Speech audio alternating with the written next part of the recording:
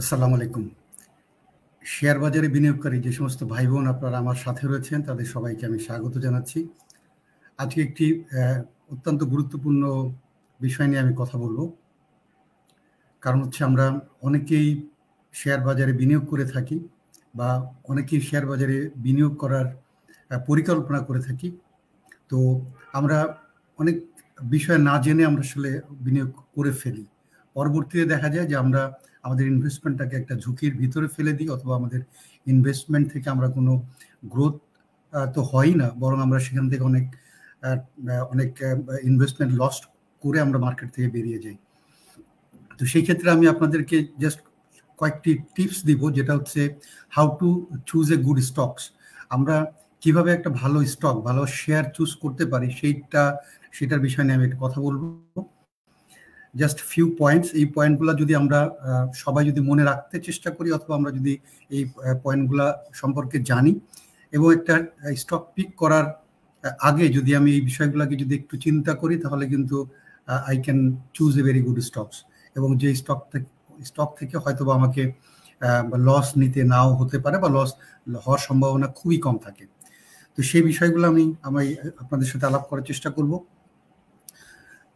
কারণ হচ্ছে যে আমাদের একটা জিনিস খেয়াল করতে হবে যে picking a stock is a very important aspect of the investing. আমাদের একটি ভালো স্টক পিক করতে পারাটা কিন্তু ইনভেস্টমেন্টের মেজর পোর্শন, যেটা আমরা অনেক ক্ষেত্রে কিন্তু এই জিনিসটাকে অনেক বেশি গুরুত্ব না দিই না আসলে। কারণ হচ্ছে আমরা বিভিন্ন মানুষের কথায় বিভিন্নভাবে প্রভাবিত হয়ে আমরা আমাদের ইনভেস্টমেন্টটাকে করে ফেলি। তো সেই জন্য আমি আপনাদেরকে রিকোয়েস্ট করবো যে আমরা before we invest our money in the stock market, বা before we buy the stock from the market, আমাদের যে বিষয়গুলোকে খেয়াল রাখতে হবে সেই বিষয়গুলোর দিকে একটু নজর রাখি। Number one, determine your investing goal. তো মনে রাখতে হবে যে আমরা প্রত্যেকটা মানুষ একটি স্বতন্ত্র মানুষ, প্রত্যেকটা মানুষ এটা ইন্ডিভিজুয়াল, আমরা ইন্ডিভিজুয়াল।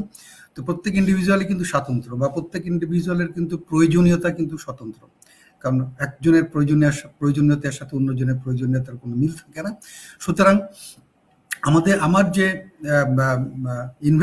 ইনভেস্টমেন্ট করার পিছনের যে কারণটা রয়েছে, এই কারণটা কিন্তু ইট ভ্যারিস ইনভেস্টর টু ইনভেস্টর।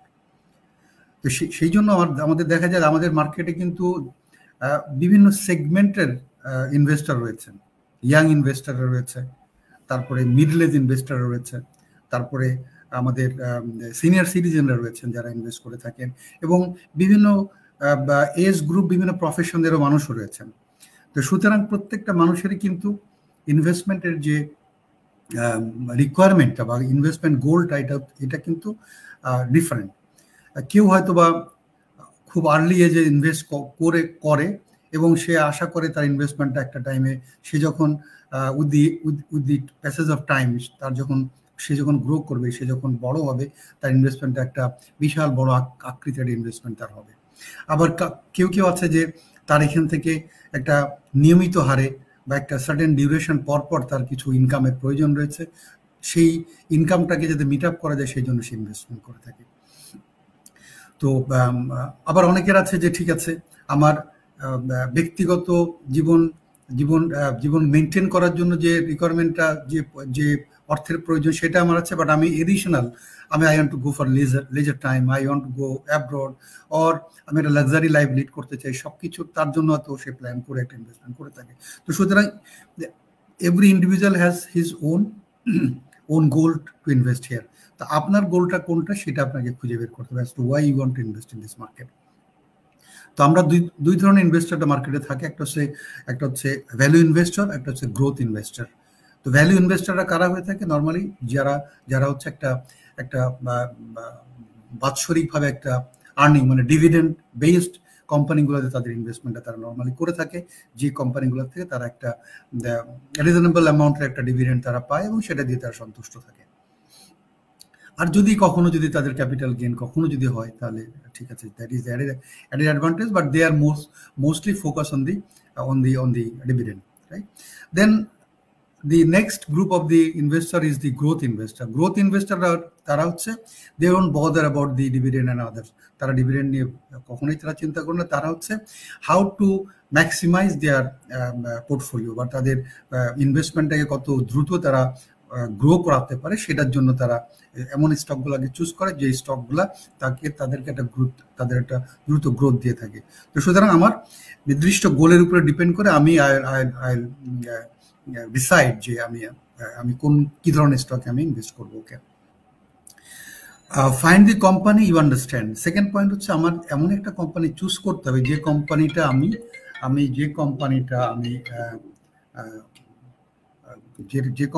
আমি বুঝি, যে কোম্পানি সম্পর্কে, যে কোম্পানির ব্যবসা সম্পর্কে আমি জানি, যে কোম্পানির সম্পর্কে আমি জানি, সেই কোম্পানির স্টকটাকে আমাকে পিক করতে হবে। আদারওয়াইজ আমি যদি কোম্পানি সম্পর্কে কোনো কিছু নাই, কোম্পানির প্রোডাক্ট সম্পর্কে কোনো কিছু না জানি, কোম্পানির মার্কেটে তার উপস্থিতিটা কেমন, কোম্পানির গুডউইল ভ্যালুটা কেমন রয়েছে, কোম্পানির ম্যানেজমেন্ট কেমন রয়েছে, এই বিস্তারিত বিষয় যদি আমি না জানি তাহলে কিন্তু ওই কোম্পানির স্টকটা কেনা আমার জন্য যুক্তিযুক্ত হবে না। বা আমাকে কেনার কোনো স্টক কিনতে চাইলে আমাকে এই কোম্পানির সম্পর্কে বিস্তারিতভাবে জানতে হবে। কারণ মনে রাখতে হবে যে এই কোম্পানিটার একটা শেয়ার স্টক কেনা মানে হচ্ছে আপনি ওই কোম্পানির একটা কিন্তু মালিকানার অংশ হচ্ছেন। এবং কোশ্চেন করবেন যে যদি এই পুরো কোম্পানিটাকে আমাকে কিনতে হতো, am I ready to buy this company or not. মানে শেয়ার কেনার আগে এই কোশ্চেনটা করেন যে আমি যদি এই টোটাল কোম্পানিটাকে আমার কিনতে হতো তাহলে কি am I ready to buy this stock or not. যদি মনে করেন যে না আমি এই পুরো কোম্পানিটা কিনতাম না, তাহলে কিন্তু আপনার ওই কোম্পানির স্টক কেনা উচিত না। Okay, so this is the second point. Third point হচ্ছে determine whether the company has a competitive advantage or not. Competitive advantage or not সেটা আমি কিভাবে দেখবো, সেটা হচ্ছে ওই কোম্পানির, যে কোম্পানিটাকে বা যে সেক্টরটাকে আমি চুজ করছি, ওই সেক্টরের ভিতরে যে অন্যান্য যে সমস্ত স্টকগুলো রয়েছে সেই স্টকগুলোর তুলনায় আমি যেটাকে টার্গেট করছি সেই স্টকটার পজিশনটা কেমন রয়েছে। তার ইপিএস আসপেক্ট বলি, তার পি রেশিও আসপেক্টে বলি, তার বুক ভ্যালুর বলি, তার কারেন্ট রেশিও আসপেক্টে বলি, প্রত্যেকটা দিক থেকে আমাকে কম্পেয়ার করতে হবে যে সেক্টরের যে স্টকটাকে আমি চুজ করতে যাচ্ছি সেই স্টকটার what all are the advantages that stock has over other peer group, অন্যান্য পেয়ার গ্রুপের সাথে তার কি সম্পর্ক, কি অ্যাডভান্টেজটা রয়েছে, am I getting something more out of the stock or not, সেটা আপনাকে খেয়াল করতে হবে, right. Then the next point is the determine a fair price of the stock. আমাদেরকে সবসময় একটা ফেয়ার প্রাইস স্টকের কিন্তু ডিটারমিন করার চেষ্টা করতে হবে। আমরা অনেক ক্ষেত্রে এই জিনিসটাকে খুব ইগনোর করে চলে যাই। আমরা মানুষের কথায় এত প্রভাবিত হয়ে যাই যে লক্ষ লক্ষ টাকার শেয়ার আমরা কিনে ফেলি just over a phone call আর একজন একটা অ্যাডভাইস দিল, তার অ্যাডভাইসের পরিপ্রেক্ষিতে আমরা কিনে ফেলি। Please don't do that, because it is after it is your মানি। আপনার টাকাটা সিকিউর করার দায়িত্ব কিন্তু আপনার টাকাটার রেসপন্সিবিলিটি কিন্তু আপনার। সুতরাং আমি বলতে পারি হয়তো আপনাকে আপনি এই শেয়ারটা কিনেন, but I am not going to take the responsibility of your money. তো সুতরাং খেয়াল করতে হবে যে আমি যখন একটা শেয়ারকে আমি চুজ করব, ওর প্রাইসটা যৌক্তিক প্রাইস রয়েছে কিনা। যৌক্তিক প্রাইস না থাকলে please don't invest in that share. যদি অতি মূল্যায়িত অবস্থায় যদি শেয়ার যদি হয়ে যায় তাহলে ওই শেয়ারে কখনোই ইনভেস্ট করা উচিত হবে না। তাহলে আপনি কিন্তু you are going to make your money, you are going to lose your money, নাই? তো সুতরাং সেই জিনিসটাকে আমাদের খেয়াল করতে হবে। তো এই যে ফেয়ার প্রাইসটা বের করার কিছু ক্রাইটেরিয়া রয়েছে, ওই ক্রাইটেরিয়ার দিয়ে যদি আমরা স্টাডি করি তাহলে আমরা অ্যাটলিস্ট ফুল প্রুফ না হলেও আমরা কিছুটা আইডিয়া আমরা করতে পারি যে এই শেয়ারটার যৌক্তিক প্রাইস কত হতে পারে। তো সেই ক্ষেত্রে আমরা ফার্স্ট অফ অল আমরা দেখবো পি রেশিওটা কি রয়েছে, যে প্রাইস টু আর্নিং রেশিও। মানে মার্কেটে এখন যে প্রাইস চলছে কোম্পানিটার, তার বিপরীতে এই কোম্পানিটার প্রতি ইপিএসটা কি হচ্ছে বা আর্নিং পার শেয়ারটা কি রয়েছে। তো সুতরাং পি রেশিও যত কম হবে তত আমাদের জন্য দ্যাট ইজ বেটার। আবার অনেক ক্ষেত্রে অনেক সময় অনেক ইন্ডাস্ট্রি বা অনেক কোম্পানি থাকে যাদের পি রেশিও অনেক বেশি হওয়া সত্ত্বেও ইনভেস্টর এখানে ইনভেস্ট করে, কারণ হচ্ছে it could B A growth company. মানে একটা যদি খুব ভালো কোম্পানি মাত্র লিস্টেড হলো বা যার যার টোটাল পারফরমেন্সটা অনেক ভালো, যার গ্রোথ পোটেনশিয়াল অনেক ভালো রয়েছে, সেই ক্ষেত্রে তার অনেক ক্ষেত্রে তার পি রেশিও অনেক বেশি হয়ে থাকে। বাট যদি সত্যিকার অর্থে সেটা যদি if the financial health of this company is good, তাহলে সেখানে ইনভেস্ট করাতে কোনো প্রবলেম নাই, right? Then price to book value ratio, আমাদের যে যে স্টকের যে প্রাইসটা রয়েছে এবং স্টকের যে বুক ভ্যালুটা রয়েছে, তার রেশিওটাকে আমাকে খেয়াল করতে হবে যে কি রেশিওতে তারা রয়েছে। সেই রেশিওটা যদি আমাদের যত কম হবে তত আমাদের জন্য ভালো, রাইট? দেন হচ্ছে ইপিএস, আমাদেরকে ইপিএসটা খেয়াল করতে হবে যে একটা কোম্পানির গ্রোথ মানে আর্নিং পার শেয়ারটা কি, আর্নিং পার শেয়ারটা যদি বাড়তি থাকে বা অ্যাটলিস্ট গত 5 ইয়ার্সে যদি এরা যদি স্টেডি গ্রোথ থাকে, তাহলে আমরা ধরে নিব যে ওই কোম্পানিটার ফিনান্সিয়াল আসপেক্টটা প্রতিনিয়ত ভালো হচ্ছে বা এটার তার যে ব্যবসার যেটা হচ্ছে ব্যবসাটা সে ভালো করছে এবং তার গ্রোথ হচ্ছে, মোট কথা তার গ্রোথ হচ্ছে এবং কোম্পানি ইজ ইন প্রফিট। তো সেইটা যদি হয়, আমাদের ইপিএস যত ভালো হবে এবং ইপিএস যত লাস্ট 5 ইয়ার্সে যদি একটা কনস্ট্যান্ট একটা গ্রোথ আমরা দেখতে পারি, তাহলে আমরা ধরে নেব যে এই কোম্পানি ইজ পারফর্মিং ওয়েল। সুতরাং সেটা আমাদের বের করতে হবে খুঁজে।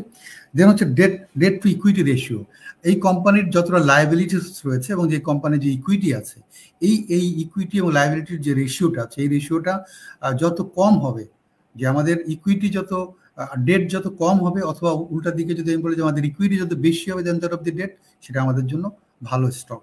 তো সেরকম আমাদেরকে এই প্যারামিটারগুলো আমাদেরকে দেখতে হবে। Then the last one is the current ratio. Current ratio হচ্ছে যে কোম্পানির যে স্টকটার যে বর্তমান যে প্রাইসটা চলছে, হ্যাঁ, তার বা লিকুইডিটির পজিশনটা কি রয়েছে, লিকুইডিটি পজিশনটাকে যদি আমরা স্টাডি করতে পারি এবং যদি মোটামুটি ভালোভাবে স্টাডি করতে পারি, তাহলে কিন্তু আমরা we can get an idea about the health of the stock. ওই কোম্পানির স্টকের হেলথ সম্পর্কে আমি কিন্তু আইডিয়া পেতে পারি এবং that will guide you to buy the stock. And last of all is the dividend yield. Dividend ইল্ডটা আমাদেরকে কিন্তু অত্যন্ত গুরুত্বপূর্ণ। যদি ডিভিডেন্ড ইল্ডটা যদি আমি সঠিকভাবে হিসাব করতে না পারি, তাহলে আই ক্যানট বি বেনিফিটেড না। তো ডিভিডেন্ড ইল্ডটা হচ্ছে কি জিনিস, ডিভিডেন্ড পার শেয়ার, আমরা একটা শেয়ারের একটা ইয়ারলি যে ডিভিডেন্ডটা পেয়ে থাকি একটা শেয়ারের এগেনস্টে, ডিভাইডেড বাই তার কারেন্ট শেয়ার প্রাইসটা যেটা রয়েছে সেটা ভাগ করলে কিন্তু আমরা ডিভিডেন্ড ইল্ডটা পেয়ে থাকি।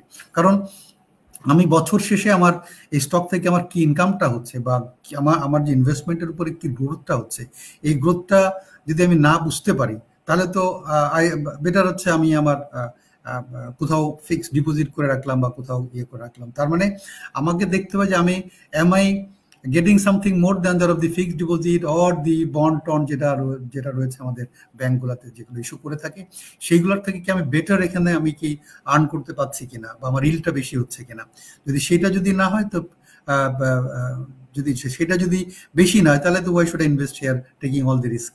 তো সুতরাং সেই জিনিসগুলোকে আমাদের মাথায় রাখতে হবে।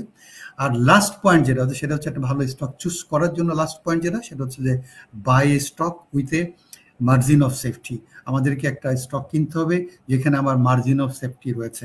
মার্জিন অফ সেফটি কি জিনিসটা, সেটা হচ্ছে যে আমি এমন একটি স্টক কিনবো যে স্টকটার অ্যাসেট ভ্যালুটা পার স্টক বা একটা স্টকের এগেনস্টে যে অ্যাসেট ভ্যালুটা রয়েছে, ওই অ্যাসেট ভ্যালুটা আমার যে বর্তমান যে প্রাইসটা রয়েছে সেই প্রাইসের থেকে বেশি রয়েছে। বা আমার দেখতে হবে যে আমি যে ওই যে শেয়ারটা কিনছি, সেই শেয়ারটা যদি ইভেন যদি তার যে বর্তমান প্রাইসটা যদি তার অ্যাসেট ভ্যালুর থেকে যদি বেশি হয়, তার কত বেশি রয়েছে, মানে আমি কতটুকু বেশি রিস্ক নিচ্ছি, সেই জিনিসটা কিন্তু আমাদের মার্জিন অফ সেফটিটাকে আমাদের বেশি কনসিডারেশন নিতে হবে। যত আমার মার্জিন অফ সেফটিটা যত আমি কমায় নিয়ে আসতে পারবো, সেটা হচ্ছে আমার জন্য অ্যাডভান্টেজ, কারণ আমি কম রিস্কের ভিতরে গেলাম। তো এই বিষয়গুলো, এই 5টি বিষয় যদি আমরা মনে রাখতে পারি একটা স্টক কেনার আগে, তাহলে আমার বিশ্বাস আমরা আমাদের যে ইনভেস্টেড ক্যাপিটাল রয়েছে, এই ক্যাপিটালটা আমরা লস করার সম্ভাবনা অনেক কম থাকবে, আমাদের ক্যাপিটাল গ্রোথটা হওয়ার সম্ভাবনা অনেক বেশি থাকবে। ফার্দার আমাদের যদি অন্যান্য যে সমস্ত টপিকসগুলো রয়েছে, যে সমস্ত টিপসগুলো রয়েছে স্টক পিক করার জন্য, সেই বিষয়গুলো আমি পরবর্তীতে আপনাদের সাথে কথা বলবো। টিল দেন আপনাদেরকে সবাইকে অনেক ধন্যবাদ যারা আমার চ্যানেলের সাথে রয়েছেন, যারা সবসময় আমাকে আপনারা ইনফ্যাক্ট অনুপ্রাণিত করে থাকেন two do these sorts of programs. তো আমি I'll continue doing it আপনাদের জন্য, এবং আপনাদের যে কোনো ধরনের জিজ্ঞাসা থাকে আপনারা you can just put forward these questions to me in my comments box অথবা ইউটিউব চ্যানেলে কমেন্ট বক্সে পাঠাতে পারেন। তো with this, thank you once again for joining me.